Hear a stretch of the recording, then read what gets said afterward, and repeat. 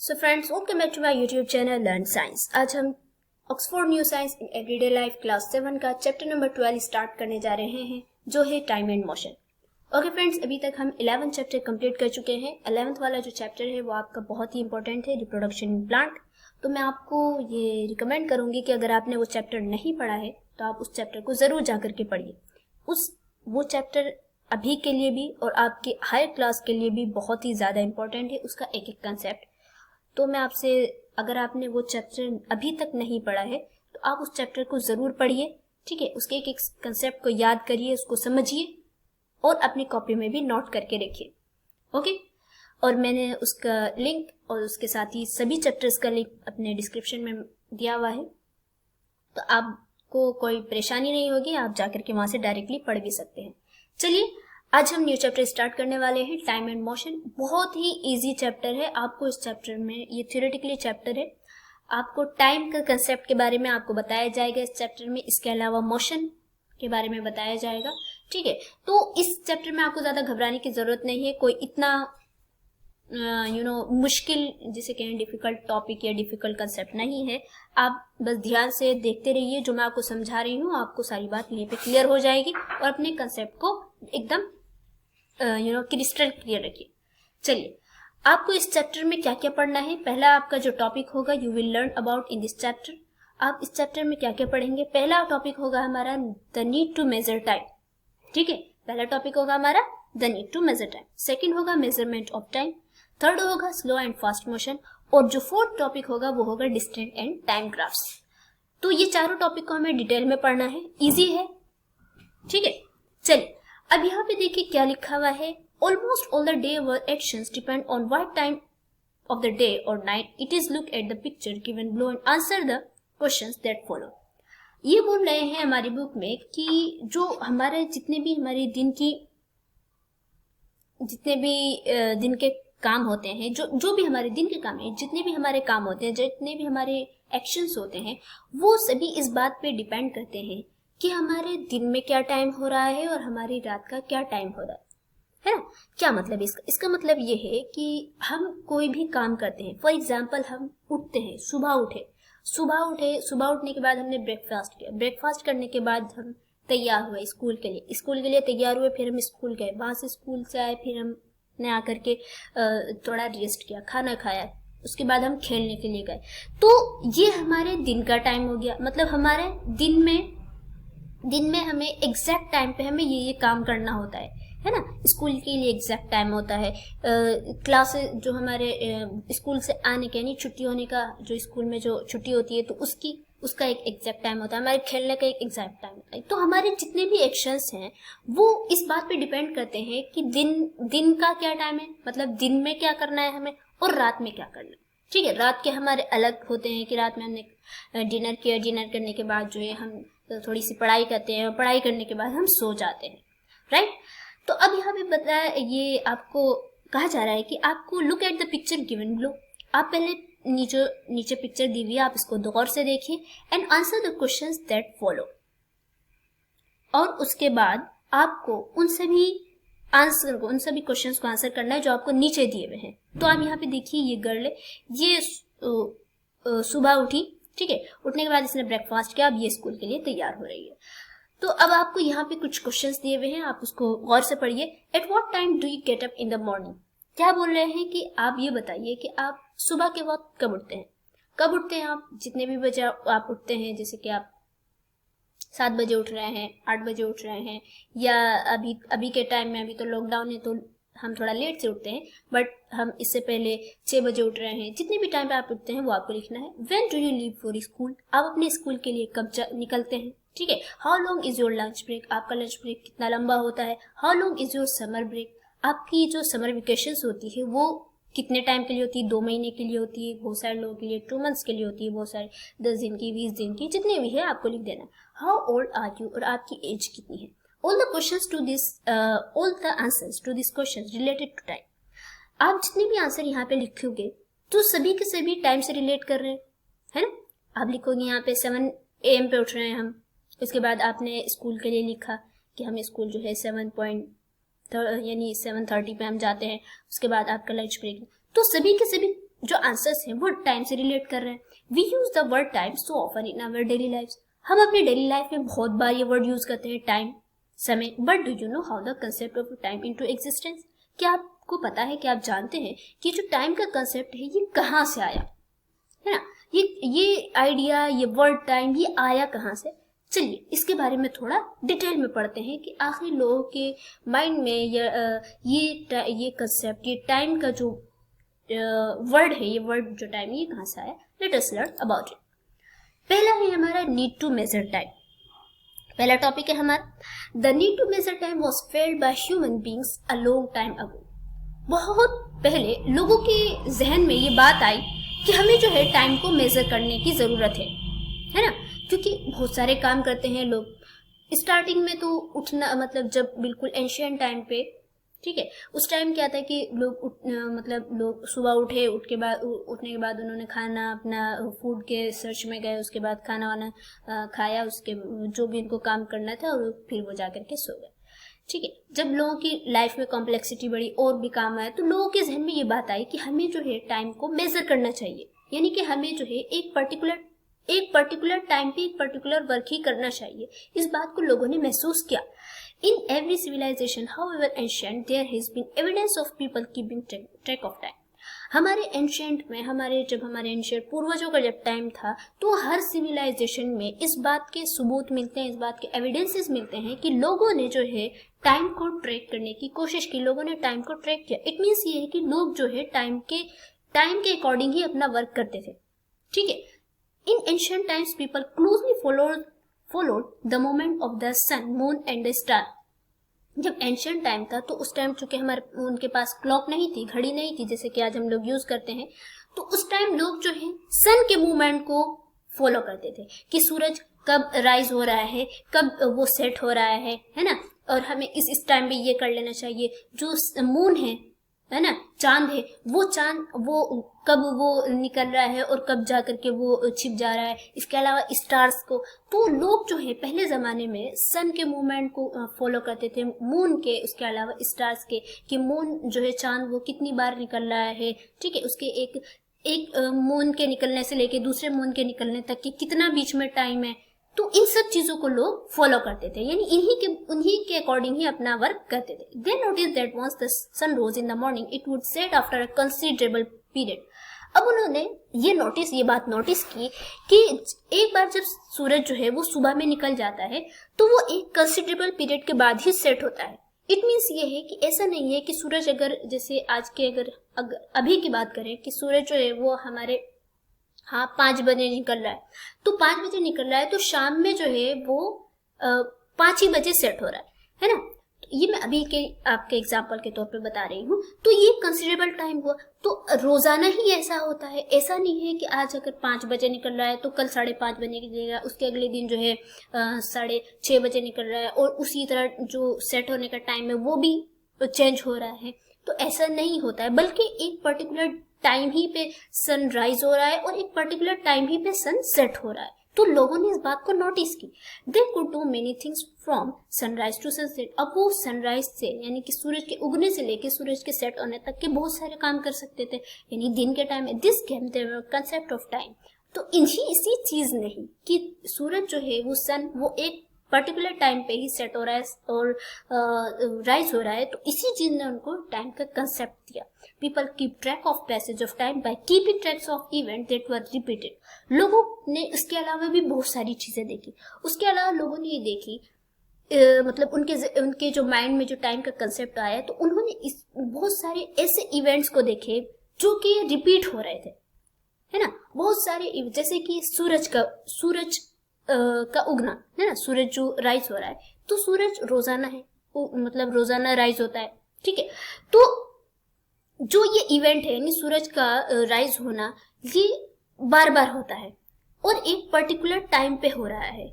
The number of sunrise की days between 2 full moons, 2 full moons के बीच में कितनी बार सूरज वो राइज हो रहा है, इस चीज को देखा उन्होंने। The number of full moons between 2 seasons, 2 season के बीच में फुल मून्स कितनी बार हो रहे हैं, एक्सेट्रा। तो इन सभी चीजों को उन्होंने, मतलब ये जो ये सब जो चीज़ें थी कि सनराइज सूरज उग रहा है, और उसके अलावा मून कितनी बार मतलब मून के बीच में दो फुल मून के बीच में कितनी बार सनराइज हो रहा है, ठीक है, 2 सीजन के बीच में कितनी बार फुल मून्स आ रहे हैं। तो इन सभी चीज़ों ने, इन सभी जो ऐसे इवेंट्स थे जो बार बार हो रहे थे, जो रिपीट हो रहे थे, इन सभी चीज़ों ने लोगों के जहन में टाइम का कंसेप्ट दिया। ओके, अब उसके बाद क्या हुआ, as the complexity of their lives increased, जैसे जैसे लोगों की लाइफ में कॉम्प्लेक्सिटी इंक्रीज करती गई, है ना। लोग जो है, पहले लोग सिर्फ उठते थे, उठने के बाद खाना खा लिया और जो भी कुछ कर लिया, खाना खा लिया, पी लिया और उसके बाद सो गए। लेकिन फिर उसके बाद क्या हुआ कि लोग पहले कच्चा ही खाना खाते थे। फिर क्या हुआ कि लोगों को आग के बारे में पता चला कि आग भी होती है, उससे हम खाना पका सकते हैं। तो वो एक अलग चीज हुई। मतलब ये है कि लोग पहले सिर्फ कच्चा खा लेते थे, अब उनको उनकी लाइफ में थोड़ी कॉम्प्लेक्सिटी। तो फिर लोगों ने ये महसूस किया कि जो एक दिन है उसको छोटे से पीरियड में उसको स्प्लिट कर दिया जाए, है ना। यानी कि दिन का जो एक टाइम है उसको कम कर दिया जाए। As the civilisation grew, more ways of measuring time were devised. जैसे जैसे जो सभ्यता है वो ग्रो करती गई, जैसे जैसे तहजीब वो बढ़ती गई, और यानी उसमें चेंजिंग आती गई, ठीक है, तो बहुत सारे तरीके हुए कि जिसके जरिए से हम टाइम को डिवाइस कर सकते हैं। Today we measure time for a variety of applications. तो हम आज के दिन में जो है हम बहुत सारी चीज़ों के लिए हम टाइम को मेजर करते हैं। For example, we need to meet our clear cut schedules. हमें क्या करना होता है कि हमें अपना एक क्लियर कट शेड्यूल बनाने की जरूरत है। हम मतलब ये है कि हर ह्यूमन बीइंग का एक क्लियर कट शेड्यूल होता है कि उसको किस टाइम उठना है, किस टाइम क्या करना है, ठीक है। अगर वो बिजनेसमैन है तो उसका अलग शेड्यूल होगा, अगर वो स्टूडेंट है तो उसका अलग शेड्यूल होगा। तो मतलब ये है कि इसमें क्या होता है कि हमें अपने टाइम को मेजर करके उसी में ही अपना सारा काम करना होता है, ठीक है। The doctors check how many times our heart beat in 1 minute. Doctors जो है 1 मिनट में ही हमारी हार्ट बीट को चेक करते हैं कि वो कितनी बार हार्ट जो है वो बीट कर रहा है। ऐसा नहीं है कि एक डॉक्टर 1 मिनट में चेक कर रहा है, दूसरा डॉक्टर 2 मिनट में चेक करेगा, या तीसरा डॉक्टर 3 मिनट में चेक कर रहा है। ऐसा नहीं है, बल्कि एक मतलब टाइम रख दिया गया है कि आपको 1 मिनट के अंदर आपके जो हार्ट है वो कितनी बार बीट कर रहा है, उसको ऐसे चेक करते हैं, ठीक है। We need to know when a train or plane will arrive. हमें ये बात जानने की जरूरत होती है कि कब हमारी ट्रेन आने वाली है, कब हमारा जो प्लेन है वो उड़ने वाला है, ठीक है, कब वो पहुंचने वाला है। अगर हम टाइम को मेजर नहीं करेंगे, अगर हम टाइम को ट्रैक करके नहीं रखेंगे, तो क्या होगा कि हमारा जो पूरा सिस्टम है वो ही गड़बड़ा जाएगा, है ना। The amount of time a computer will take to perform an operation. और अब यहाँ पे इन्होंने ये बात बताई कि एक कंप्यूटर को एक ऑपरेशन परफॉर्म करने में, यानी कि उसको ऑपरेट करने में कितना टाइम लेता है। हर कंप्यूटर का एक अलग टाइम होता है, ठीक है। और ये भी, और आपने अगर कभी गौर करें, अगर आप गौर करिएगा, बल्कि देखिएगा भी कि जब आप कभी गूगल पे कोई चीज सर्च करते हैं, तो अगर गूगल जितने भी टाइम में आपको आंसर करता है तो वो टाइम सबसे ऊपर लिखा हुआ आता है। अगर गूगल ने आपको सेकंड में, जितने भी सेकंड में दिया या मिनट में दिया या जितने में, तो गूगल जो है उसको ऊपर टाइम लिख देता है। तो यही चीजें होती हैं कि हर चीज का हम जो है एक टाइम को हम मेजर करके रखते हैं। The list is endless. और ये वाली जो लिस्ट है ये एंडलेस है, मतलब ये है कि इसकी कोई इसकी एंड नहीं है, ठीक है। तो इन सब चीजों ने क्या है कि टाइम का कंसेप्ट दिया। But how do we define time? लेकिन हम टाइम को कैसे डिफाइन कर सकते थे? The dictionary defines time as a period between 2 events. तो डिक्शनरी ने जो टाइम को डिफाइन किया वो इस तरीके से किया कि वो उतना पीरियड जो कि 2 इवेंट्स के बीच का हो। For example, sunrise and sunset can be taken as 2 events. For example, आप जो है सनराइज को और सनसेट को 2 इवेंट्स ले सकते हैं, तो उसके बीच का जो पीरियड है उसको टाइम कहेंगे। Then the period between sunrise and sunset on a particular day would be the time. तो जो सनराइज और सनसेट के बीच का जो एक पर्टिकुलर डे पे जो बीच का जो पीरियड है उसको हम टाइम बोलेंगे, between the sunrise and sunset. Okay, अब देखिए, अब यहाँ पे जो हमारा आगे का टॉपिक है वो है मेजरमेंट ऑफ टाइम, है ना। In the beginning people use calendars to keep a track of years. लोग जो है एक ईयर को ट्रैक करने के लिए क्या यूज करते थे? कैलेंडर्स का यूज करते थे, which were divided into months and days, not exactly what we use today but something similar.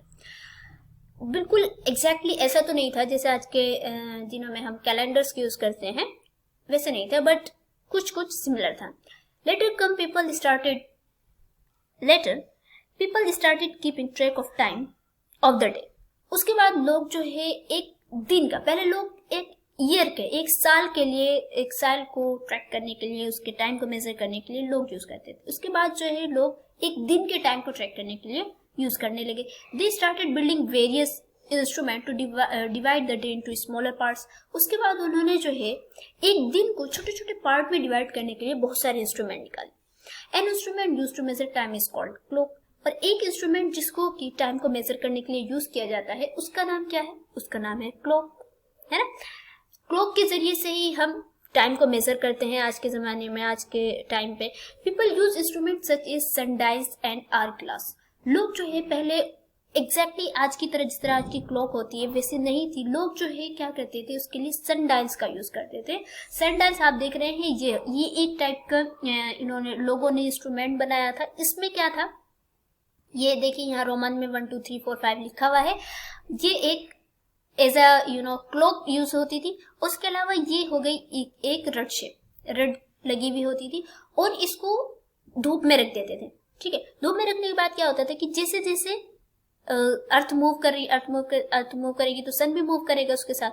तो सन जैसे जैसे सन यहाँ से राइज हुआ, यहाँ से हुआ, तो जैसे जैसे सन राइज होता था ऐसे ऐसे जो इसकी ये वाली जो आप देख रहे हैं इसकी जो शेडो आ रही है ये भी मूव करती थी। तो लोग इसी तरीके से देखते थे, मतलब इसी तरीके से मेजर करते थे कि ये जो शेडो है वो यहाँ 10 बजे से लेकर 11 बजे तक कब पहुंची, है ना, 11 से लेकर के 12 तक कब पहुंची, 12 से 1 तक कब पहुंची, 1 से 2 तक कब पहुंची। ठीक है, तो इस तरीके से लोग जो है सनडाइल का यूज करके अपने टाइम को ट्रैक करते थे। इसके अलावा लोग यूज करते थे आवर ग्लास का। ये आवर ग्लास तो आपने देखा ही होगा, है ना, मुझे लगता है कि हर एक ने देखा होगा ये ग्लास।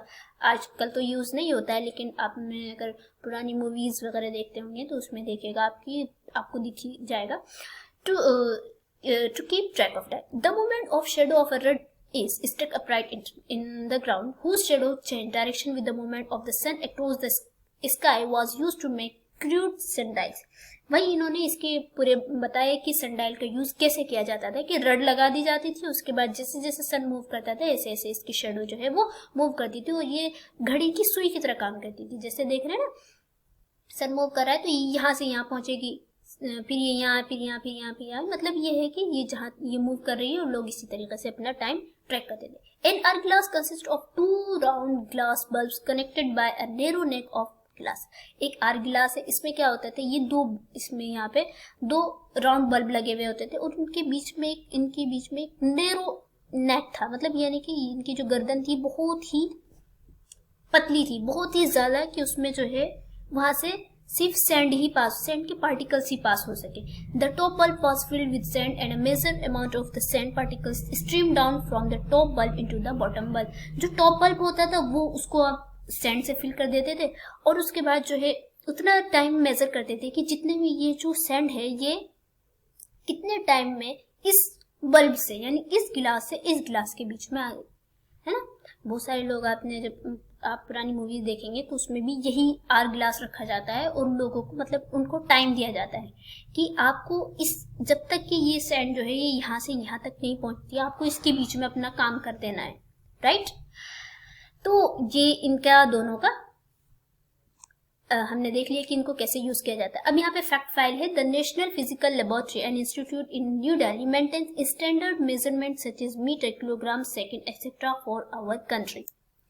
जो नेशनल फिजिकल लेबोरेटरी है न्यू दिल्ली में, ये एक इंस्टीट्यूट है, इसमें जो क्या होता है कि जो स्टैंडर्ड मेजरमेंट है, जैसे कि आप मीटर, किलोग्राम, सेकंड हो गए, ये स्टैंडर्ड मेजरमेंट है, ये जो है हमारी कंट्री के लिए को मेंटेन करती है। ठीक है, the national standard of time the second, जो नेशनल टाइम का जो स्टैंडर्ड है, ठीक है, यानी कि time second is maintain with the help of caesium atomic clock. ये किसके जरिए से मेंटेन किया जाता है? सीजियम एटॉमिक क्लॉक के जरिए से। These clocks are linked to clocks in other such as institute all over the world through satellites. और ये सभी जो क्लॉक्स होती हैं जो आपको अपने घरों में दिखती हैं, ये जो चलती हैं क्लॉक, ये सभी की सभी क्लॉक्स जो होती है ये सैटेलाइट के थ्रू, है ना, सैटेलाइट के थ्रू ऑल ओवर वर्ल्ड में लिंक होती है उस क्लॉक से, ठीक है, यानी सीजियम क्लॉक से ये लिंक होती है, राइट। चलिए आगे मैं दिखाती हूँ, ये देखिए ये आपको भी सीजियम क्लॉक दिखाई जा रही है, राइट। ये आपको आर ग्लास दिख रहा है कि देखिए इसमें आर ग्लास में यहाँ से इस ग्लास से इस ग्लास में सेंड आ रही है और ये एक पर्टिकुलर टाइम पे ही होता है। आप इसको जब भी यहाँ से यहाँ इसमें फिल हो जाएगी तो फिर आप इसको उल्टा कर दीजिए। ये एक मतलब लोगों ने टाइम को मेजर करने के लिए ये डिवाइस बनाया है ना। The duration taken by sand to stream down from the top bulb into the bottom bulb give the measure of time. अब जब जितने टाइम में टॉप बल्ब से बॉटम बल्ब में सेंड जा रही है तो ये भी एक मतलब तरीका हो गया टाइम को मेजर करने का, है ना। An instrument known as water clock was also used in different parts of the world. एक ऐसा इंस्ट्रूमेंट जिसका नाम है वाटर क्लॉक, वो भी अलग अलग वर्ल्ड के अलग अलग पार्ट्स में यूज किया जाता था। It work on the regulated flow of water, और ये जो वर्क करता था वो वाटर के फ्लो का जो क्या रेगुलेशन है उसी पे वो बेस्ड था, उसी से वो वर्क क्या करती थी वो क्लॉक, ठीक है। तो देखिए मतलब ये है कि अभी तक लोगों ने जो एग्जैक्ट जिस क्लॉक को हम देखते हैं जिसके थ्रू हम अपना सारा काम करते हैं वो अभी तक इंस्ट्रूमेंट की अभी इन्वेंशन नहीं हुई है। अब देखिए आगे हो सकती है इन्वेंशन हो। These devices were not very accurate and there was a need to improve accuracy and device instrument to give a better measurement of time। ये जितनी भी डिवाइसेस थे, फॉर एग्जांपल सनडाइल हो गया है ना, ये सभी जो थी वो एक्यूरेट नहीं थी। भाई कैसे एक्यूरेट नहीं थी सनडाइल, सन तो रोजाना निकलता। अब सोच लीजिए किसी दिन सन नहीं निकल पाया, है ना, तो उस दिन कैसे पता चलेगा, उस दिन हम टाइम को कैसे ट्रैक कर पाएंगे। इसके अलावा आर ग्लास से हो सकता है किसी आर ग्लास में थोड़ा उसका जो नेरो पार्ट है ग्लास का वो किसी में थोड़ा सा थोड़ा सा मोटा हो जाए, किसी में बहुत ही ज्यादा पतला है ना। तो ये जो थी डिवाइसेस थी तो ये इससे टाइम तो मेजर कर सकते थे बट आप एक्यूरेट टाइम मेजर नहीं कर सकते थे, ठीक है। तो अब जरूरत थी कि इसकी एक्यूरेसी को इम्प्रूव किया जाए, है ना, एकदम एग्जैक्ट टाइम मिले and devises instrument to give a better measurement of time, और ऐसा डिवाइस बनाया जाए जिससे जो कि हमें इससे भी अच्छा टाइम को मेजर करने का हमें टाइम को मेजर करके दे। A major breakthrough came in 1656 when Christiaan Huygens, आप याद नाम रखिएगा इनका, made the first pendulum clock. 1656 में एक साइंटिस्ट जिनका नाम क्रिश्चियन ह्यूगेंस था, उन्होंने जो है पेंडुलम क्लॉक बनाई, पहली पेंडुलम क्लॉक बनाई। It consist of weight and a swinging pendulum. इसमें क्या था, इसमें वेट था और एक स्विमिंग पेंडुलम था, ये हिलता वो जो पेंडुलम ने देखा होगा। These clocks were much more reliable than the earlier ones. और ये जो क्लॉक थी ये जो पहली वाली क्लॉक्स थी उससे काफी रिलायबल थी, ठीक है। Another major advancement in time keeping was invention of atomic clock. उसके बाद जब पेंडुलम क्लॉक को जब इन्वेंट किया गया फिर उसके बाद थोड़ा सा और आगे बढ़ा टाइम, लोगों ने फिर साइंटिस्ट ने एटॉमिक क्लॉक को इन्वेंट किया विच इज वेरी एक्यूरेट। जो एटॉमिक क्लॉक है वो बहुत ही ज्यादा एक्यूरेट होती है। Today clocks do not just tell us the time of the day. आज के जो क्लॉक्स हैं वो हमें न सिर्फ ये टाइम बताती है बल्कि हमें they are also used as a timer in ovens. Ovens में वो यूज होती है, ओवेंस के स्पेलिंग OVENS है, राइट। तो वो जो है ओवेंस में भी यूज करते हैं ना, आप अपने ओवन में टाइम सेट कर देते हैं, टाइमर सेट कर देते हैं, उसके बाद जो है उसमें टाइम लगा होता है। इन stop watches in various athletic events the SI unit of time is the second, है ना। SI यूनिट जो है टाइम का वो क्या है, वो सेकंड है। Some other units of time are given in table 12.0। यहाँ पे आपको इसके अलावा भी दूसरी यूनिट्स दिखाई गई है। 60 सेकंड का 1 मिनट होता है, हमें पता है। 60 मिनट का 1 घंटा होता है। 24 आवर का 1 दिन होता है और 365 1/2 नहीं, यहाँ पे 1/4 है। इसका एक 365 दिन का 1 साल होता है। 10 ईयर का यानी 10 ईयर का 1 डिकेड होता है ना, डिकेड जिसे कहते हैं, दहाई जिसे कहते हैं। 10 डिकेड यानी 10 जो दहाई होती है उनकी 1 सेंचुरी होती है, जिसे हम सदी भी बोलते हैं। 10 सेंचुरीज की 1 मिलेनियम होती है। ये सभी आपको थोड़ा याद रखिएगा, ये तो याद ही होगा यहाँ तक, ये इसको थोड़ा सा याद रख लीजिए। यहाँ लास्ट में आपको दिया हुआ है tech space. A timer is a special type of clock. एक टाइमर जो होता है वो स्पेशल टाइप की क्लॉक होती है। It is used to control the sequence of in event. जो टाइमर होती है वो एक इवेंट जो है वो मतलब एक इवेंट को सीक्वेंस करने के लिए, इसको कंट्रोल करने के लिए यूज की जाती है। फॉर एग्जांपल आप देखिए, it is used in signals. ये सिग्नल्स में, ट्रैफिक सिग्नल्स में यूज की जाती है। अप्लायंस लाइक वॉशिंग मशीन में टाइमर लगा हुआ होता है, ठीक है, एक्सेट्रा। इसके अलावा टाइम बॉम्ब है ना, explosive, highly explosive time bombs जो होते हैं उनमें भी ये टाइमर यूज किया जाता है, ठीक है। तो फ्रेंड्स, आज की वीडियो यहीं तक। आई होप आपको सारी बातें अच्छे से क्लियर हुई होंगी। तो आप जो है, अगर फिर भी नहीं हुई है तो कोई बात नहीं, आप मुझसे पूछ सकते हैं कमेंट बॉक्स में। इसके अलावा अगर आप हमारे चैनल पर न्यू है तो हमारे चैनल को सब्सक्राइब कीजिए, वीडियो को लाइक कीजिए और अपने दोस्तों के साथ जो 7th क्लास में जरूर शेयर कीजिए। अस्सलाम वालेकुम।